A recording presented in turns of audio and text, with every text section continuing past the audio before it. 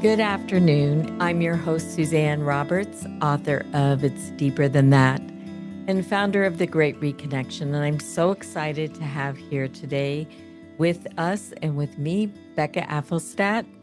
And Becca, thank you for being here and taking your time to join our listeners today. You're so welcome, Suzanne. It's always a pleasure to see you. You too. Thank you. Becca, I'd love for you to talk about the evolution of your journey as a business owner, as a driven executive, and what you've learned along the way. Well, that goes back pretty young. I started in the advertising world and marketing at the age of 17 and was an intern and rose my way up to vice president of that agency, same one that I interned at. After college, continued working there, had several different positions. And at 27, got the harebrained idea that that would be a good time to start out on my own and created my own business called Tree, started my own agency. And it was really a bootstrapped from the dining room table. I had a co founder. We knew that we wanted to prove that we could do this, but we didn't really have much of a plan or idea of how exactly to do it. A lot of people thought we were crazy. I sometimes think we should have thought we were crazier and been a little more intimidated by the process, but we just went for it. And what started really as kind of a 6-month experiment to see if we could make a go of it turned into this lasting, successful, beyond my wildest imagination company with this culture and these people and clients and the work that just felt like we were on a rocket ship. And I led Tree for 15 years and worked with incredible people. We built a wonderful roster of clients with a very unique positioning to serve them in a special projects capacity. I enjoyed building the environment and the team, and along the way, got less excited about the work part, like the marketing side of things, and more excited about leading and just setting direction and vision for the organization. And I started having babies. The business grew and grew and grew as my family grew. And my husband's also an entrepreneur. So we were pretty much and still are chickens running around with our heads cut off. And we adopted a baby, our third. And this was in 2022. And when little Henry came along, I just had this couple of moments where I was very much aware that if I didn't stop this train from going down the tracks professionally in a big way, I was going to miss this little guy's early years the way that I did in a large way my older children. And that's a deep regret I have. I had our oldest son, emergency C-section. He was a preemie. I took 6 weeks off, 8 weeks maybe. He was the equivalent of a 2-week-old baby when I went back to work. Did everything I could to hold it all together, but the business was like doubling and tripling. And I mean, we grew like 10 times in 3 years. And during that period when he was really little, I would sometimes go meet people for coffee while he was still asleep and then get home after he had already gone to bed. And we had a wonderful nanny. And I was, building this for us and very determined. And I should do this because I have this opportunity and I owe it to all these women to prove that we can do it. And I missed stuff, and our daughter came along, and at that point my business partner had decided to exit, and so we were going through the evolution and transition for her to depart, and I was hiring to fill her role, which is impossible because she's the co-founder, but doing our best to figure out what to do and how to move the company forward. And more growth happens, and it's another opportunity where I'm kind of like feeling the sand slip between my fingers. So we adopt Henry, and the economic environment then was tough, and I had just kind of it had lost its luster over COVID. And I tried so hard to like find my mojo with work again and be excited about it in new ways. But something fundamentally in me had changed too over those 15 years. I went from being a single 20 something year old to a middle aged woman with children and a family and a whole different perspective on life. And I really had to evaluate how I could give my kids a version of me that they deserved and meet a version of me that I hadn't yet, that I just hadn't stopped long enough to say, hi, how are Mm. you? Like what's going on in there? Are you okay? Are we good? Like, what do you want to do? There's this whole big world out there. What do you want? I had Mm. just gone so fast down the track of this is what I'm supposed to do. I have these opportunities. Achieve, achieve, achieve, achieve. Task, task, task. To do, to do, to do. I was like on jet fuel, 100 miles an hour, getting so much praise for that. And I was exhausted. And I held this little baby who I knew was going to be my last. Like I knew, this is our little caboose. And it's so important with any baby, but you adopt a child at infancy and attachment and just really making sure there's that time to bond. And I'm sitting here on my maternity leave, solving work problems and going, this just isn't, it's still not right.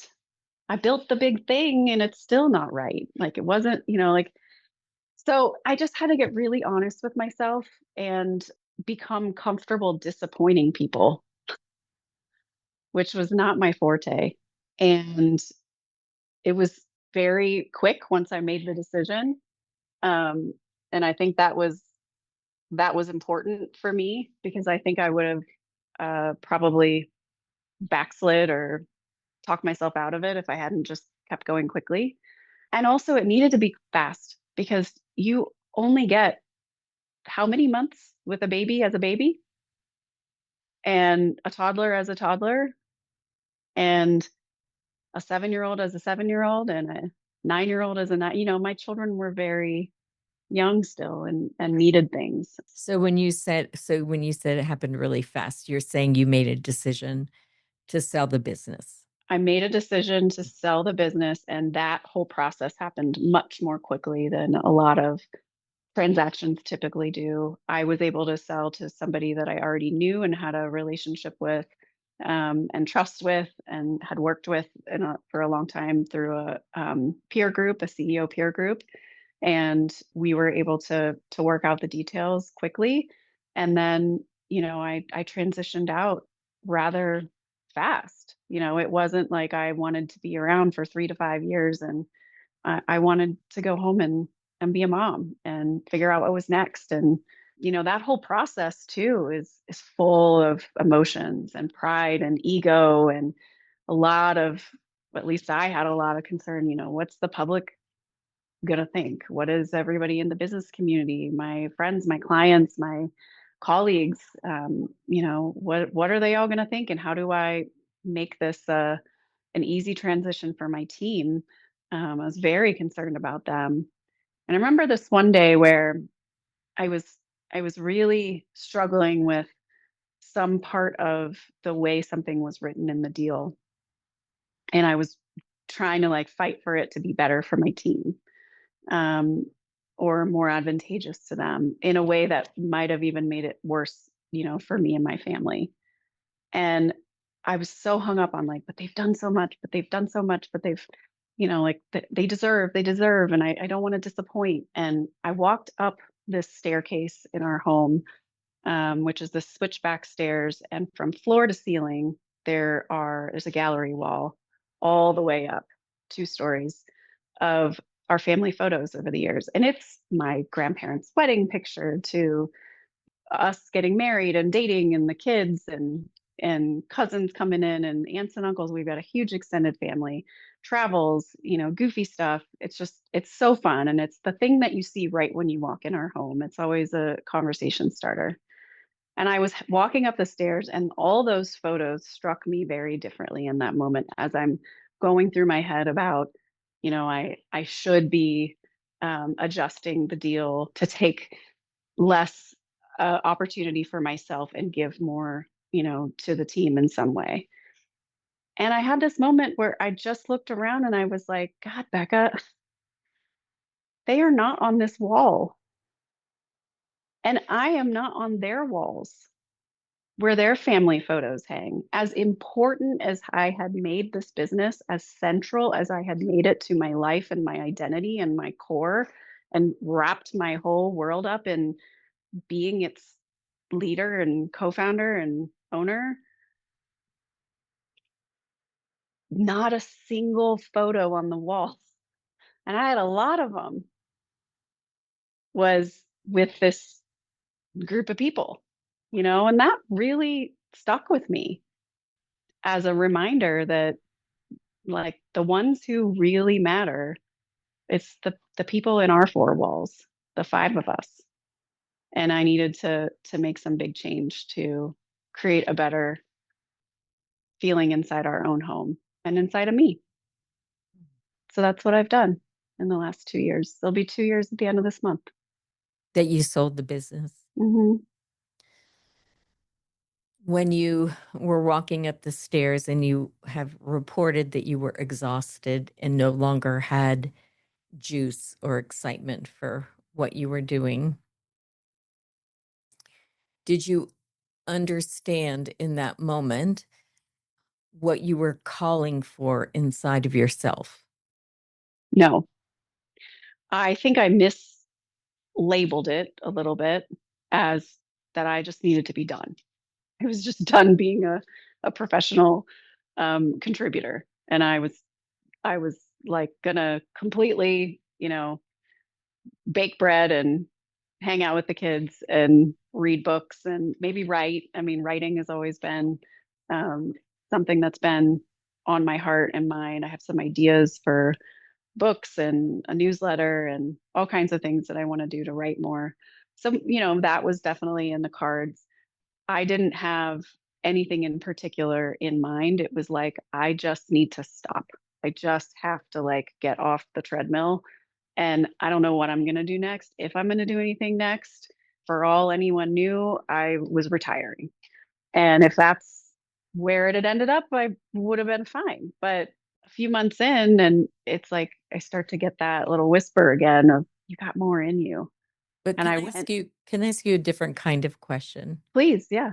Because I'm hearing that um, you missed and regret missing your kid's life in a certain way, but did you also miss yourself? Yes, I did. I didn't know her. And were you able, when you stopped, to take some time to get to know her? Yes, that's been a big part of this journey. Is stepping out of Becca, the um, business owner who can um, grow a huge business and be successful and build a culture and build a team and do something unimaginable, Hmm. and yet who's Becca, right? Yes. Yeah. And what would you say you would want for people looking back, someone who's an entrepreneur who's building a big business or building something? What would you recommend to them to how to stay connected to themselves while they're doing it so they don't end up exhausted or losing themselves? I think that it's important to have moments where you're checking in and you're exercising any no that emerges. If it's not that what I've heard so many reference, the full body yes, then it's a no. I just had to do this today. Some interesting people that I've been talking to put a proposal or an RFP in front of me and said, we'd love for you to help with this. And I'd like to help them. But what they put in front of me, I just had to say, like, this isn't interesting to me at all. It's not what I do anymore. It's not, like, this isn't the best. You're not going to get the best fire out of me. That doesn't light me up. And it's hard to disappoint people, but I have to listen to that. Like, first time I opened the email, like, ooh, that's not a good fit. And old Becca would have found a way to still serve them and uh, figure out a package or a way to, soften the blow or make it so I could still help in some way, or, you know, provide another resource, or have you thought of? And this conversation was very easy. It was, you got the wrong person. Like, I'm not it. So, And that's growth to me, mhm. of knowing, like, of honoring Becca is not lit up by that performing version of me who felt the need to make everyone else get what they needed, would have overextended and overburdened myself with time and lack of sleep and energy and losing focus on other things and family, and not, like, not being able to be at all the things because I had this extra project that I was justifying. And now the answer is just no. I In a love it. way, Sorry, go on. I was just gonna say, in a way that I didn't have as much peace about inside before. I would have to exercise that in the past, but I would carry it with me. And I'm just much more at peace going, nope. I really appreciate what you're saying because it sounds to me like there are historical patterns or habits around people pleasing and not disappointment and not considering self and Yes, sacrificing self and not considering what lights you up, not considering what needs you have with your family. And absolutely. when those things rule, I mean, you're Mhm. still ambitious and you still want to work. You're working again. So we can talk about that in just a minute. But what I'm hearing changing is that you're not being ruled by historical patterns as you're leading. So it's I not, am yeah. I am trying mighty hard to keep them at bay, because I mean, any pattern or habit that's ingrained, it's like the well-worn path between two houses that the kids are walking behind. I mean, if there's a big amount of brush to walk through and one area is gone through, it's going to be easier to take that path rather than go through the prickly bushes. I'm trying very hard to be comfortable running through the prickly bushes, knowing that when I get through that, it's better, Great. and not just going through the smooth area that I've, you know, pushed over so many years. So, how are And you balancing ambition at this point with self care and love of family and love of self? it's a constant conversation. My husband and I are in a process of trying to figure out what this looks like, because he has to participate in that too, because we have both had this full throttle kind of lifestyle, and both entrepreneurs and both very ambitious. And we've never had a typical 9 to 5 corporate job where someone else wrote us a paycheck ever in our lives. We both have been entrepreneurs from the beginning. So it's a very different tone when we start to say, okay, what are we gonna take away? We have just added and added and added and added and Mm. added and added and added and added.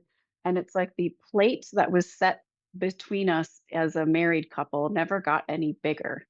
We just kept piling Well, everything higher and higher. And we're going, hey, are you over there? How you doing? Like, can you hold my hand? Because, like, I can't reach you. There's just all this mm, stuff. It's a huge mountain. So that's what we're working together on to unpack, because I can change inside, but if we don't practically change how we practice our day and how we build in intentional space with each other and with the children, and that we decide what the pace is and how that's going to be different than what it has been, and I don't have his support, collaboration, and buy-in, then I feel like I might as well just sing kumbaya in the shower by myself. It mhm. just doesn't work, because we are a 5-person team, I and love that. it has to be filtered throughout. It can't just be me. I think I have created the momentum around that conversation, and I have had the desire so deep that it's been like, I will continue to fight for this conversation to be had and to be taken as seriously as everyone will give me a chance because it's that important. And that's taken me having the time to slow down and listen inside to like what needs to change. And it's not just spending more time with the kids because that can be being in the same house with them, but running around and just doing chores and you're not actually enjoying them. It's like it's more for me about learning how to be present Hmm.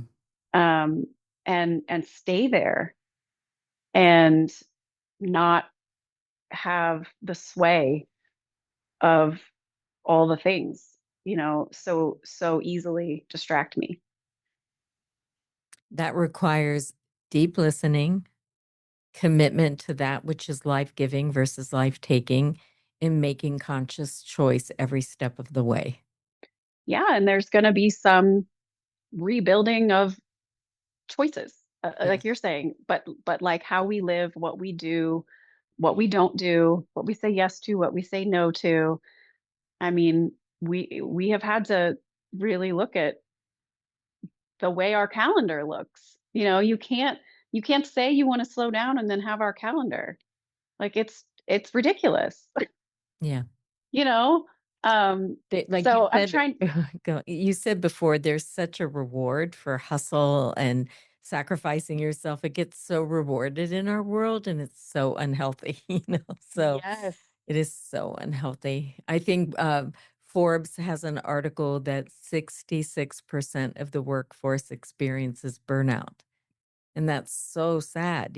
It's like I I believe it would probably be be higher higher. if Yeah, everybody is really honest I agree. and if you're able to tap into like what you're really feeling and not just living on autopilot.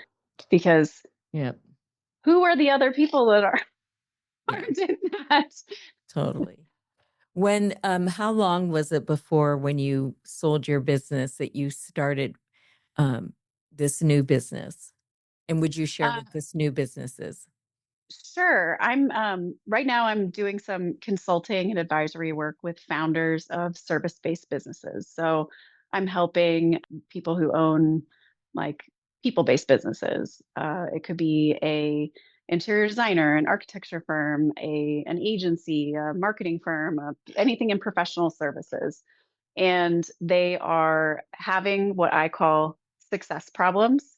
They're not at the very beginning trying to get everything going and bootstrapping. It is like they've hit a certain amount of success, and now the business is requiring things of them and of their heart and soul and life and time and resources that they may be starting to resent their company. And I want to help come alongside founders as an ally who's been there and can help sort out how do we not lose you in this? And how Love also that. can we have practical changes in the business that maybe I can shine a light on something they just haven't seen that in that way before or thought of that can be a catalyst for things being easier or less overwhelming or you know change pricing and that changes the pace or the need to be so spastic with business development.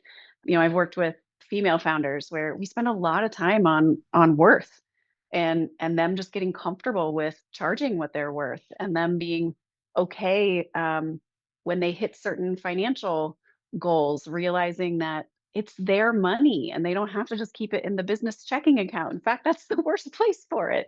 Just giving a little encouragement and smack on the head sometimes to go, wait, what are you doing? At least earn interest on that. Come on.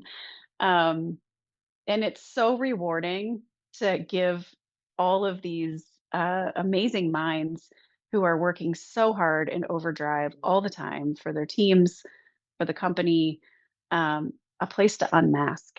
They can come into my space and we can talk about whatever the heck, imposter syndrome, the fear, the year ahead, the weird economy, the comment that a neighbor made at a party that was devastating about their identity, or that whatever it is, the HR issue that's looming, the person that's a problem, how the business is impeding on their marriage or their relationship in some way.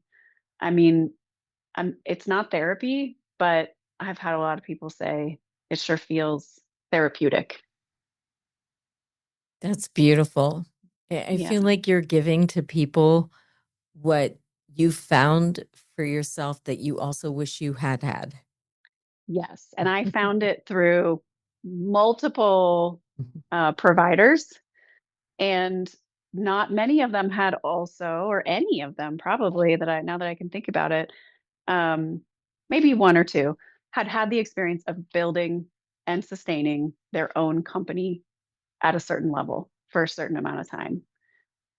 And I think that perspective is different from what you might get from a coach who who has lots of great experience but hasn't actually done it, hasn't Mhm. actually sat at the dining room table and then had dozens of employees and a big payroll number to hit and sustain that year after year. It's a different um, there's a different set of advice that can come from somebody who's had that true experience themselves. That's amazing. And Yeah. then helping them find a way to stay connected to themselves and lighten the pressure.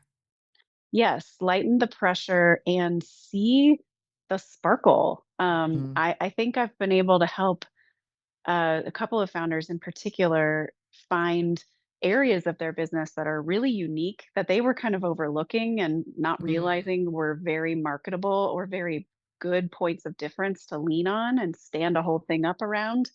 And so we've been able to change positioning, and that's come with premium pricing and a lot less of a rat race around business development, um, and and then also a an expertise and a confidence and an authority that puts them on this whole other trajectory where they're now in conversations that are way more exciting and fulfilling and interesting than where they were before with the previous type of work they were selling. So I think Amazing. I have a gift at being able to pluck out like, no, you're really good at this. Like I think you're not giving this enough credit about how special it is that you and your business and your team can do this. And that's something people need and want. And I have the marketing and storytelling background too to say, okay, now here's how we take that and then put it out there. Like That's this is how great. we tell that story. That's amazing. We're going to have to begin to wind down. Okay. Uh, I do want to ask my favorite question. What do you think the purpose for life is? Love. Great. And Becca, if people wanted to get a hold of you, how would they do that? My website is letitroar.com, and I'm on Instagram as well at the same handle, letitroar.com. Thank you. And what's a parting wisdom you'd like to leave our listeners today? At the end of the day, it's you and your family, but mostly you, that have to be okay with the decisions you're making, the way you're living, the behaviors you have, the values you hold. And you know if you're living in alignment with that or not. And if you're not in any way, there's time. Beautiful. Thank you so much. Thank you for being here today. This was fascinating to listen to. I'm Thank you. Suzanne Roberts, your host of Purpose for Life podcast, author of It's Deeper Than That, and the founder of The Great Reconnection. Thank you for joining us, listeners, and we'll be back with you again. Thank you.